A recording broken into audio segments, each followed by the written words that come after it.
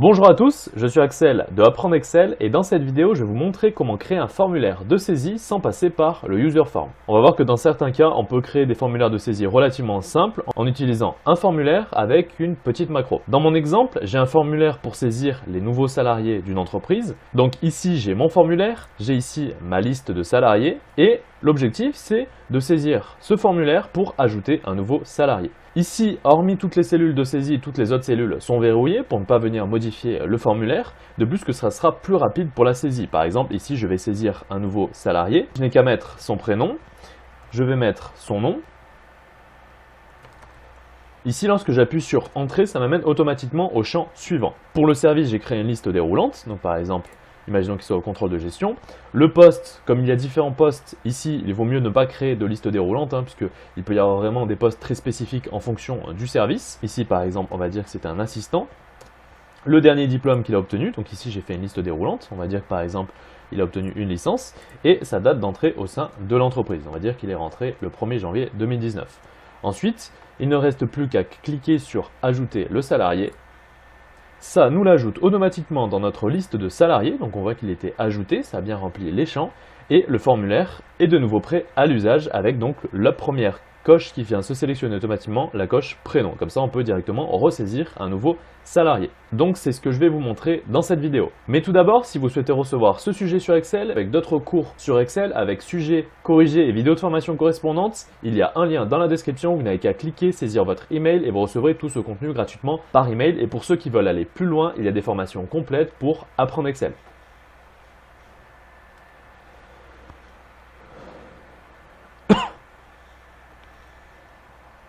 C'est parti, première chose que l'on va faire, on va déjà renommer nos onglets. Donc on va avoir un onglet qui va être donc notre formulaire, un onglet qui va regrouper notre archivage de salariés, c'est-à-dire ça va être notre liste de salariés, et un onglet avec nos listes déroulantes. Donc on va l'appeler tout simplement liste. Dans nos listes salariés, donc c'est ici qu'on va archiver donc tous nos salariés, on va créer simplement tous les onglets dont on va avoir besoin pour avoir les infos sur chaque salarié qui va entrer au sein de l'entreprise. Donc nous on va vouloir le prénom, le nom, le dernier donc diplôme obtenu, la date d'entrée, le service et le poste.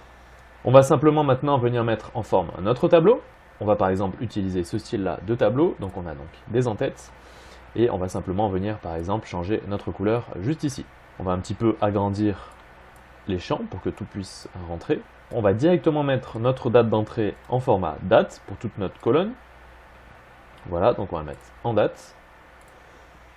Et ici, on va pouvoir mettre un petit quadrillage et le remettre en blanc. Maintenant, on va ajouter simplement quelques salariés pour une petite base de données. Voilà qui est fait. On va pouvoir créer nos listes. On va simplement venir créer une liste pour les diplômes et les services. Donc, on va faire notre liste pour les différents services dans notre onglet liste. Donc, comptabilité, contrôle de gestion. Donc voilà pour notre liste de services, mais aussi donc une liste pour nos diplômes. CAP, BEP, Bac Général. Voici pour notre liste de diplômes. Alors ici maintenant on va pouvoir créer nos listes. Donc pour notre liste de services, on va simplement venir sélectionner notre liste ici et la renommer. On va l'appeler par exemple liste service. Et idem pour notre liste de diplômes. On va l'appeler ici, on va sélectionner nos diplômes et on va renommer donc liste diplômes. On va pouvoir maintenant commencer à créer notre formulaire. Alors ce qu'on va faire, c'est que déjà, on va donc enlever tout notre quadrillage. Donc idem pour notre liste ici, on va enlever notre quadrillage, plus agréable visuellement. On va commencer à créer notre petit formulaire de saisie. Ici, donc, on va renseigner notre prénom. Ici, le nom, le service, le poste, le diplôme et la date d'entrée. Donc ici, tous nos champs de saisie. On va simplement venir rajouter donc un quadrillage pour tous nos champs de saisie. Voilà. On va mettre une petite mise en forme au niveau donc déjà de la taille ici des colonnes de saisie.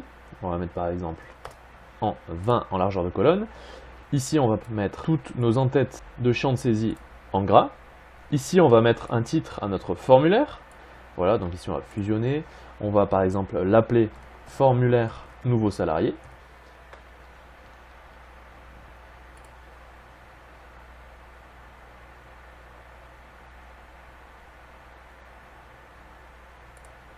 On va On va venir un petit peu aérer notre champ. On va venir un petit peu aérer notre formulaire de saisie.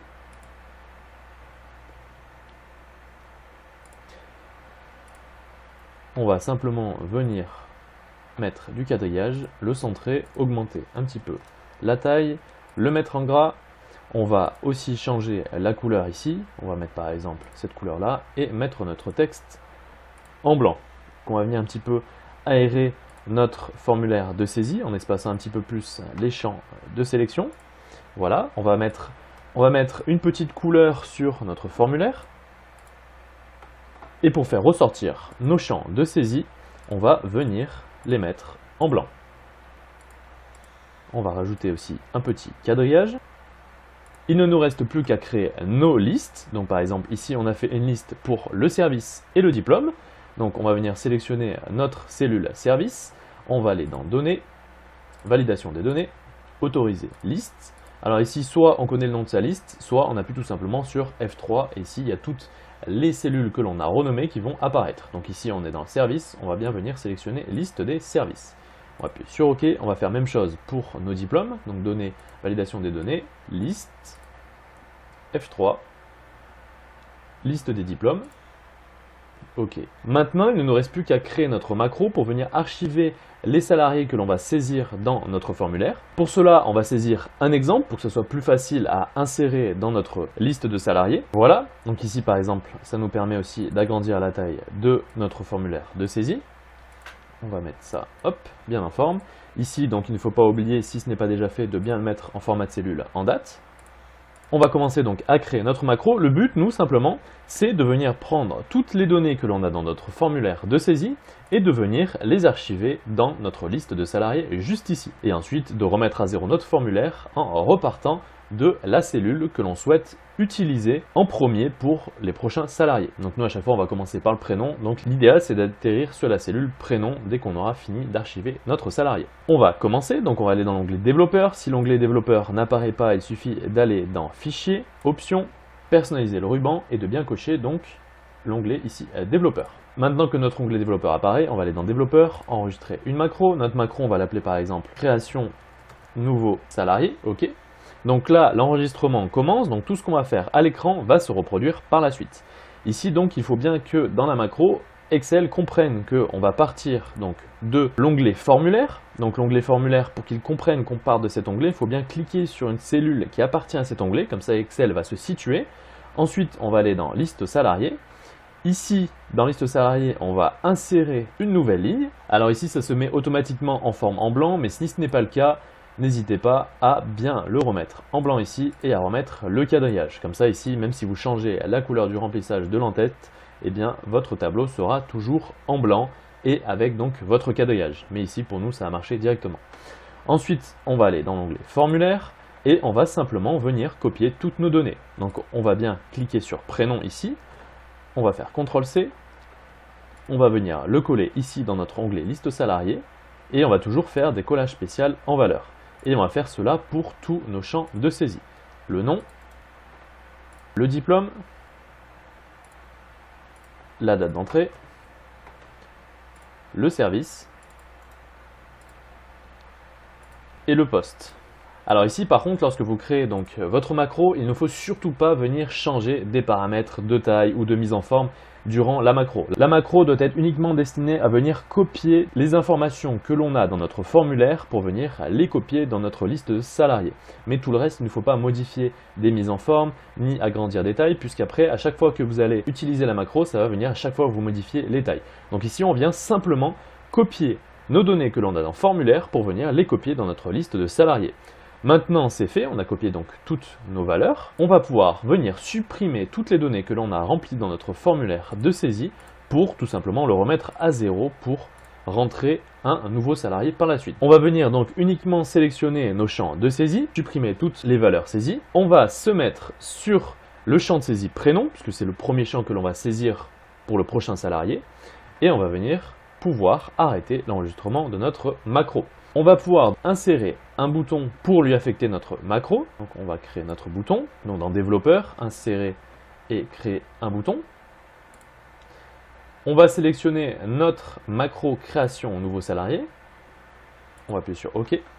Ici, on va bien faire comprendre que ce bouton-là, on lui a affecté la macro création de nouveaux salariés. Maintenant, on va aussi pouvoir protéger notre formulaire de saisie, puisqu'ici, eh bien, je peux très bien aller venir modifier le titre de mon formulaire, modifier mes champs de sélection. Et comme on a créé notre macro, ici, il ne faut plus toucher ni le nom des onglets, je ne peux plus modifier ni mes en-têtes ici, ni mes en-têtes de mon formulaire, ni même changer la place de mes différents champs de saisie, puisque lui, Excel, va comprendre à chaque fois que c'est bien ces 7 qu'on va venir sélectionner. Pour le copier, ici on a 2, et donc même chose pour tous mes autres champs de saisie. Donc il ne faut plus rien que je modifie, ni sur mon formulaire, ni ici donc sur mes en-têtes de colonne. Il ne faut pas non plus que je renomme mes différents onglets, puisque sinon Excel ne va plus faire le lien entre mes onglets. Puisqu'à chaque fois, par exemple, j'ai cliqué sur formulaire, donc Excel, eh bien dans la macro, il sait qu'on est parti de l'onglet formulaire, et ensuite il sait qu'on est allé sur l'onglet liste salariée. Donc si je les renomme, Excel n'arrivera plus à faire le lien. Si vous les renommez, il faudra en fait changer directement le code de votre macro, ou alors recréer une macro. Ici maintenant, donc on va simplement protéger nos cellules.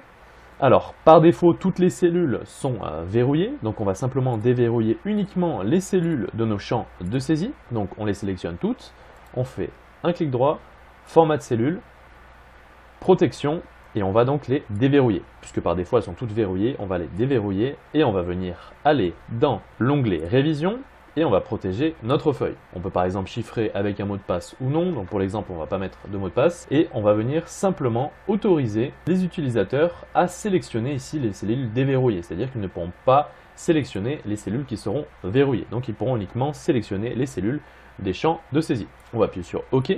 On voit que maintenant, si je clique, je ne peux pas venir sélectionner les autres cellules que celles de mon champ de saisie. On va faire un exemple. Alors ici, l'avantage, c'est que comme j'ai bien verrouillé toutes mes autres cellules, si je rentre un salarié, j'ai juste à faire donc tabulation pour aller saisir mon nom. Et ensuite, je n'ai plus qu'à appuyer sur Entrée pour aller directement sur mes autres champs de saisie. Donc par exemple, on va lui affecter un service. J'appuie sur Entrée, j'atterris directement sur le poste. Entrée, ça m'amène directement à l'autre champ de saisie. Entrée. Et la date d'entrée, on va dire qu'il est rentré au 1er janvier 2019. Ici, simplement, cliquez sur mon bouton « Ajouter salarié ».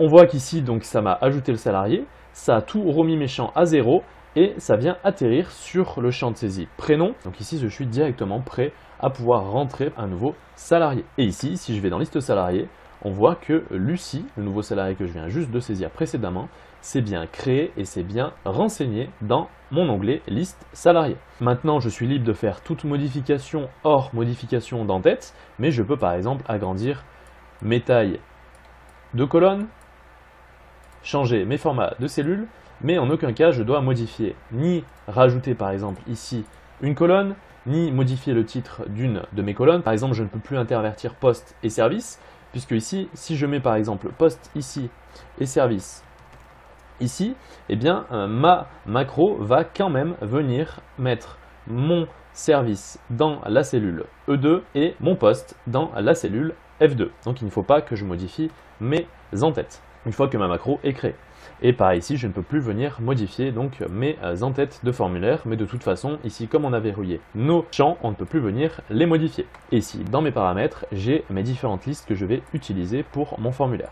D'ailleurs, ces listes, on peut très bien masquer l'onglet, comme ça, eh bien, l'utilisateur ne pourra pas venir les modifier. À la fin, donc, il ne faudra pas oublier d'enregistrer notre fichier avec un format qui va prendre en charge les macros. Pour cela, on va aller dans Fichier, Enregistrer sous, on va le mettre à l'endroit souhaité, et ici, on va bien venir sélectionner classeur Excel prenant en charge les macros en .xlsm. Et ici, donc, on va enregistrer et donc le format prendra bien en charge les macros. Donc voilà, la vidéo est terminée. J'espère en tout cas que vous saurez faire donc un formulaire de saisie sur Excel. Je me répète, si vous souhaitez recevoir ce sujet, mais aussi d'autres exercices sur Excel avec sujet corrigé plus vidéo de formation, il y a un lien dans la description. Vous n'avez qu'à cliquer, saisir votre email et vous recevrez tout ce contenu gratuitement par email. Et pour ceux qui veulent aller plus loin, il y a des formations complètes pour apprendre Excel. J'espère en tout cas que cette vidéo vous aura été utile et quant à nous, on se dit à la prochaine.